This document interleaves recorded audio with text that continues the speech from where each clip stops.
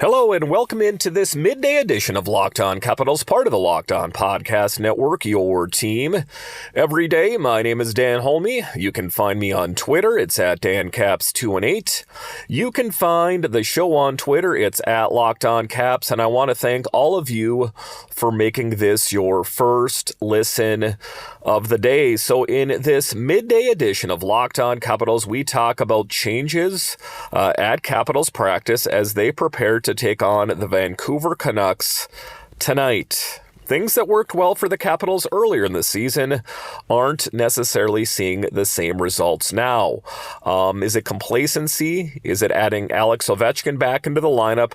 I think it's a bit more of a complex problem than meets the eye. But the one thing I know for sure is that head coach Spencer Carbery is a coach that's not afraid of shaking things up a bit if things are not working.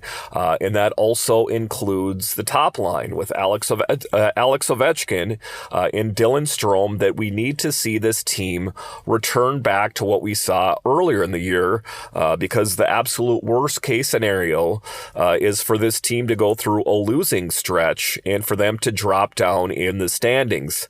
There is no time to be complacent. You need to have your foot squarely pressed on the gas pedal for the duration of the season. And what we saw in the game against the Buffalo Sabres was some good pushback. Ultimately, they let the Buffalo Sabres get the momentum in the first period, and the Capitals did have some pushback. Ultimately, not enough as they fell in the shootout. But the Capitals, if they had played that full 60-minute game, they would have not found themselves in that position in the first place. So things look to get shook up a bit. At least that was the appearance at today's practice. And head coach Spencer Carbery has shared that injuries and illness, well, they've thrown a bit of a wrench into their plans, particularly as they have a game tonight against the Canucks. But amid all of this chaos, Carbery's eager to mix things up and look for that missing chemistry that we've been craving. He made it clear that even if players are healthy, he's not opposed to making adjustments to find the right formula. And that's what we like about head coach Spencer Carbery, that even if you want to look back to the first game of the regular season, the Capitals fell to the Devils, he shook things up, that he is going to look for the right formula to get this team to win games. Now, he specifically noted here as of late that the top line hasn't been performing as well as they did earlier in the season. There have been some rough patches for Strome and Ovechkin, so we might see some shifts there. Carbery mentioned, he said, quote, "We're trying to find the chemistry without breaking up the Dubois line, but sometimes you've got to pull the trigger," unquote. Carbery emphasized the need to balance things out. If one line is thriving, it can't be at the expense of the rest of the team. We need this team lines 1 through 4 firing on all cylinders. And, he's weighing whether to break up successful lines to jumpstart others. It's a tough call, but it sounds like he's inching closer to making those calls. It's a tough decision for coaches to make. You can't play favorites. Ultimately, you want the most qualified players on the ice on any given night to give your team the best chance at winning, and that is one of the things that we like about Carbs. Now, talking about one thing that we know for certain or nearly certain is that Ivan Miroshnichenko will be in for Jakub Vrana, who will be a healthy scratch tonight. And Connor McMichael might be shifting back to the wing. All things considered, I like what I saw from him at the center position, but I think that they are tinkering with things to get the best results. Carbery is keeping us in suspense with his exact plans. They will be known at game time. But the one thing that we know for sure is Jakub Vrana is out, and Alex Alexiev, well, that should be no surprise as he's rather rusty at this point. Jakub Vrana and Alex Alexiev took the scratches skate, so they will not be in the mix.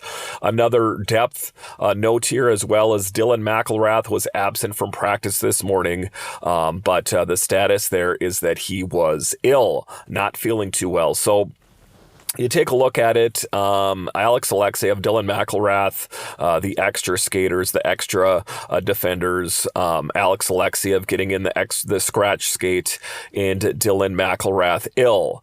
As far as the netminding for tonight is concerned, Logan Thompson was the first off the ice, and he will be in the mix against the Canucks tonight. And the one thing I know for sure is they're going to have to come to terms with who their number one netminder is. And I know he kind of took, head coach Spencer Carbery took the posture to start the season that we're going to kind of just keep alternating it back and forth. And one of the things that we noticed has been some inconsistency from Charlie Lindgren's game, all things considered. You know, there's been some gaffes out there. There's also been that gaffe with Logan Thompson as well in the Rangers game. So I think that if you take a look at it, you want the most qualified, you want the netminder that's going to give your team the absolute best chance at winning games. For me, I would start going with Logan Thompson more on the regular. Keep riding that hot hand. Like I talked about off the top of this show, is that there is not time to just try to be split up the workload. Number one, number two, at some point you're going to have to drill down on who your number one netminder is going to be. And some other good news here as well is that Sonny Milano was on the ice in a non-contact jersey, but he joined the team for the morning skate. It's the first time he skated with the group since his upper body injury on November 6th against the Preds. But it's a promising sign to see him back in the mix as well. I don't know what the long-term plans are for Sonny Milano on this team, as that when he was in the lineup, it was a bit lackluster. But the one thing that we know as the season progresses is that injuries are going to factor in.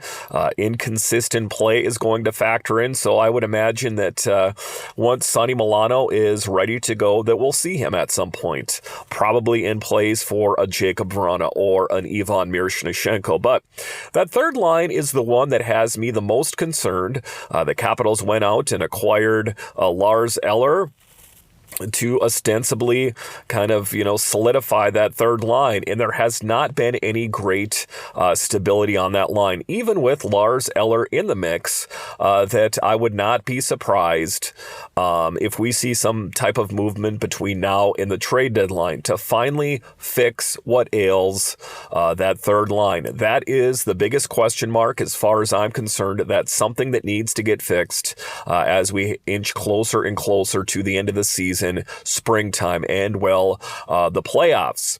One other note here real quick is that Elliot Friedman has doubled down on his stance that the Capitals are all in with Logan Thompson and Charlie Lindgren for the long term. He expects the Capitals to go all in on signing them to extensions. Despite the fact of who Elliot Friedman is and, an insider and all of that, as someone that covers this team, I do not see that being the case. Even if Charlie finds his game, you take a look at it, I don't think they're going to be able to afford them.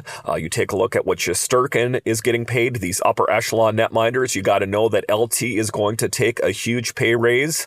Charlie Lindgren will make a lot more money. That I think ultimately the Capitals will go with Logan Thompson and weigh their options with either Hunter Shepard or Clay Stevenson at backup, or they will go out for maybe a more aged veteran guy that can pick up the number two goalie duties for this team. That is my stance anyway. All right, once again, I want to thank you for joining me on this midday edition of Locked On Capitals, part of the Locked On Podcast Network. It is your team every day. My name is Dan Holme, and I'll talk to you again next time.